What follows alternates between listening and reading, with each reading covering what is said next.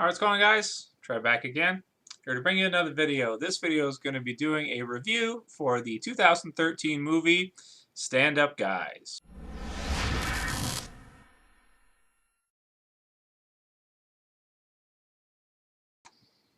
Alright, so the movie hits theaters this Friday coming up, and essentially what it is, for those of you who haven't heard about it, it's a gangster sort of comedy almost. It features Al Pacino, Christopher Walken, and Alan Arkin as our three main characters of the movie. So right off the bat, if you hear those names, you got to be thinking, "Oh man, this is going to be good."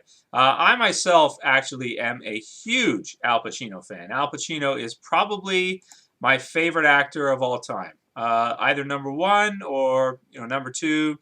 He's definitely within the top three, but I think I'd probably put him at number one because I do love me some gangster movies, and Al Pacino is the man. I mean, The Godfather, Godfather Part 2, Part 3, Scarface, Donnie Brasco, Carlito's Way, Heat. I mean, the list goes on and on of how many good movies he's had. And if you haven't seen any of those, definitely check them out. So when I heard this movie was coming out, I was pretty excited because I was like, Al Pacino, Christopher Walken in the same movie. And essentially, the premise of the movie is, by the way, I'll put a link to the trailer in the description so you guys can check it out and get an idea. So basically, the premise is sort of similar to the beginning of Carlito's Way, where you have Al Pacino and he's getting out of prison. Now it's not exactly the same or that similar because essentially what happens is Christopher Walken. I'm not going to spoil anything, but you gather this from the trailer anyway. Christopher Walken is his best friend. Okay, is Al Pacino's best friend, and essentially after Al Pacino is let out, the local mob boss, so to speak, has put a hit on him, and the one who has to do it is Christopher Walken, his best friend. Essentially, it seems like Al Pacino's character, Val, doesn't really have anybody else out there that really cares for him at this point. He's been in like a life sentence, so by the time he's got out, he's an old man essentially at this point, and he really only has his friend Christopher Walken, character named Doc. He doesn't really have anybody else. So Doc picks him up after, and they sort of get together, and they're both old men at this point. So the movie goes from there, and they go through a bunch of different little fun things that they do, and essentially ends with a pretty good spot at the end that kind of cuts it a little bit short. I don't want to spoil anything, so I'll leave this as a non-spoiler review, but as you can tell, I mean, from that, it sounds like it would be great, right? I mean, I was really excited when I saw the trailer, and I was like, oh man, this has got to be good. If they're going to make a movie like this, if Al Pacino's going to sign on, and so is Christopher Walken, it's got to be either hilarious or, just a really, really great movie. Because it has the makings for one. The premise sounds good, and everything. But then, I watched it, and I got to say I was really, really disappointed. Really disappointed. Well, the first thing is that at this point, Al Pacino's 72. Christopher Walken, I think, is somewhere around there. And Alan Arkin is like 78. So I'm surprised any of them are even acting anymore. Because, I mean, at their age, they don't have to. They must be doing it because they just enjoy it, love it, or, are having fun with it. That being said, you'd think that if they would sign on for this movie, that the script would have to be really, really good for them to do it. Well, it sounds good, but the actual movie itself, as it turns out, was pretty bad, actually. I didn't like it very much at all. It should have been a lot better than it was. There was a lot of things that, like, it sounds so good on paper, but I don't know exactly what it was that caused it to just... It sort of had this script that was like...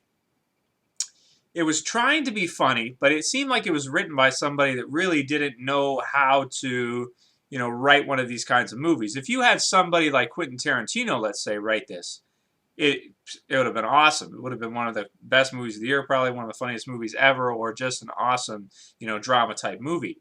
But instead, this movie just fails on basically every level, in my opinion.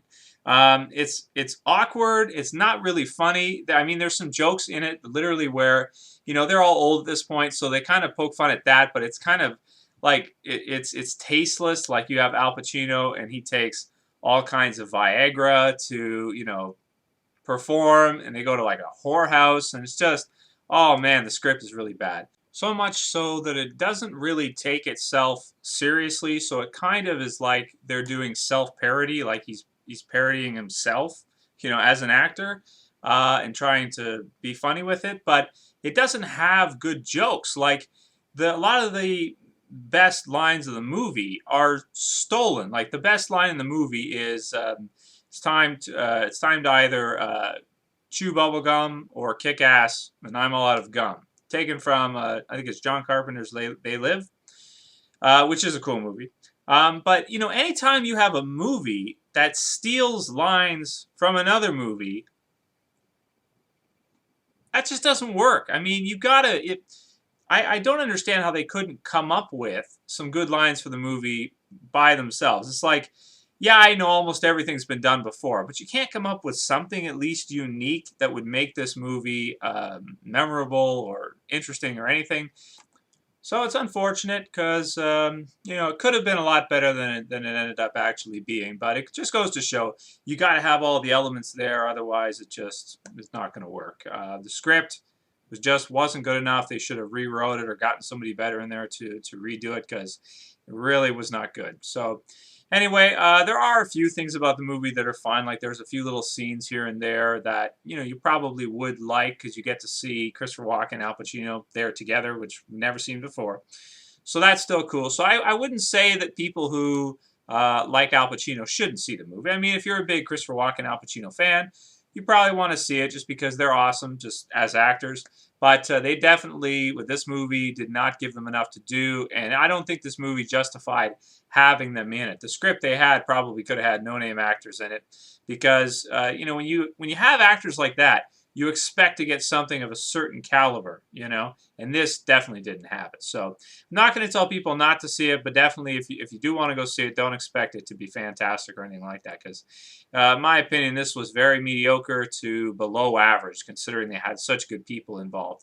In terms of a score, I'm going to give this a 5.5 out of 10. So below average, average being 6.5. Of course, and like I said, if you want to see it, go ahead. I mean, Al Pacino's awesome, Christopher Walken's awesome, but the movie itself fails. Anyway, that's it for this video, guys. I'll see you for the next one. This is Trev, saying peace.